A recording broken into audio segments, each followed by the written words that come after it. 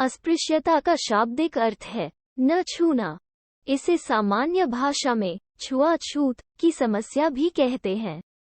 अस्पृश्यता का अर्थ है किसी व्यक्ति या समूह के सभी लोगों के शरीर को सीधे छूने से बचना या रोकना। ये मान्यता है कि अस्पृश्य लोगों से छूने, यहाँ तक कि उनकी परछाई भी पड़ने से उच्च जाति के लोग अशुद्ध हो जाते हैं और अपनी शुद्धता वापस पाने के लिए उन्हें पवित्र गंगा जल से स्नान करना पड़ता है। भारत में अस्पृश्यता की प्रथा को संविधान के अनुच्छेद 17 के अंतर्गत एक दंडनीय अपराध घोषित कर दिया गया है। अनुच्छेद 17 लिखा गया है, अस्पृश्यता का अंत किया जाता है और उसका किसी भी रूप में आचरण निषिद्ध किया जाता है। अस्पृश्यता से उपजी किसी निर्योग्यता को लागू करना अपराध होगा जो विधि के अनुसार दंडनीय होगा।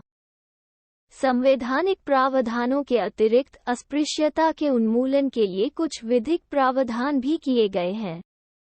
1.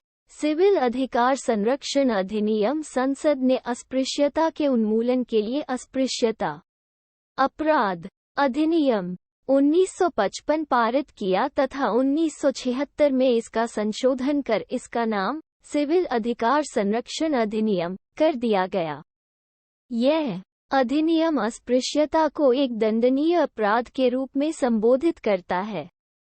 यह अस्पृश्यता से उत्पन्न होने वाली किसी भी प्रकार की अक्षमता को लागू करने के लिए दंड का भी आदेश देता है। 2. अनुसूचित जाति एवं जनजाति उत्पीड़न निवारण अधिनियम 1989 के तहत प्रथम बार उत्पीड़न शब्द की व्यापक व्याख्या की गई है। केंद्र सरकार ने इस अधिनियम से प्राप्त शक्तियों का प्रयोग करते हुए 1995 में एक नियमावली का निर्माण भी किया है। 3.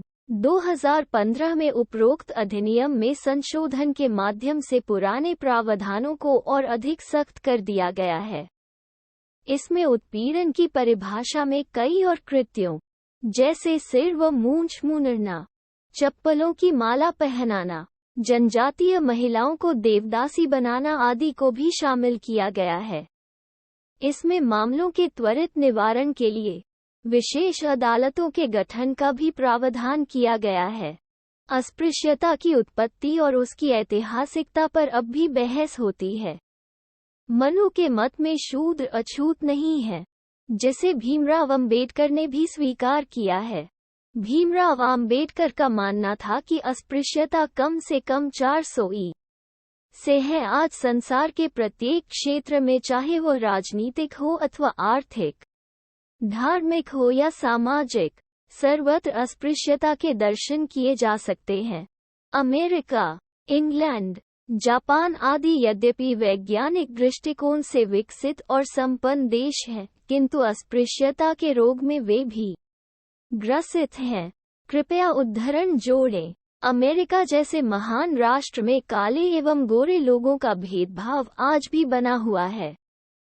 कारण समाजशास्त्रियों के अनुसार अस्पृश्यता की जननी ऊंच नीच की भावना है। अस्पृश्यता के 3 कारण हैं। प्रजातीय भावना। अस्पृश्यता का सर्वप्रथम कारण प्रजातीय भावना का विकास है।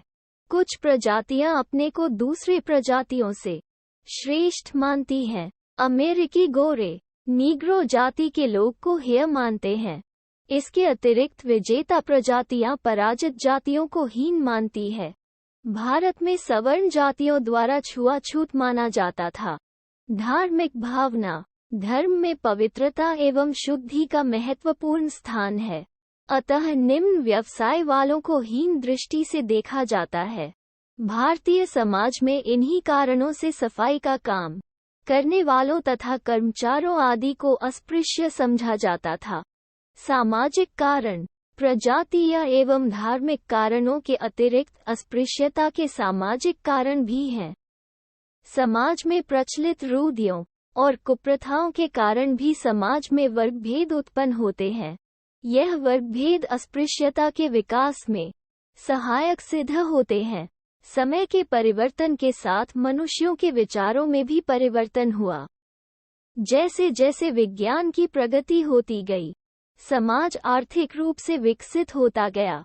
समाज में सर्वत्र पैसे का बोलबाला हो गया। आज मानव की सामाजिक स्थिति पैसे से आंकी जाती है। आज वही श्रेष्ठ है जो धनी है। अतः सामाजिक स्थिति जन्मजात न होकर अर्जित हो गई। सामाजिक स्थिति में परिवर्तन के साथ साथ अस्पृश्यता का भयानक वृक्ष डगमगाने लगा है। निवारण के उपाय। शिक्षा का उद्देश्य है समाज में प्रचलित रूढ़ियों, धर्मांधता, संकीर्णता की भावना को दूर करना, जिससे अस्पृश्यता स्वयं ही दूर होगी। जब मानव के दृष्टिकोण में परिवर्तन होकर उसमें विश्व बंधुत्व की भावना का विकास होगा तो उच्च एवं निम्न वर्गों के मध्य का अंतर स्वयं ही समाप्त हो जाएगा। जाति प्रथा का उन्मूलन। हिंदू समाज में विद्यमान जाति उपजाति प्रथा को समाप्त करके एक भारतीय जाति का विकास करने पर अस्पृश्यता के इस कलंक से मुक्ति प्राप्त की जा सकती है। राजकीय पदों पर नियुक्ति। सरकार इस विषय में विशेष जागरूक है। विभिन्न राजकीय पदों पर अनुसूचित जाति के पढ़े लिखे युवकों की नियुक्ति का प्रतिशत निश्चित कर दिया गया है। इससे उसमें आत्मगौरव तथा नवीन चेतना का संचार हुआ है।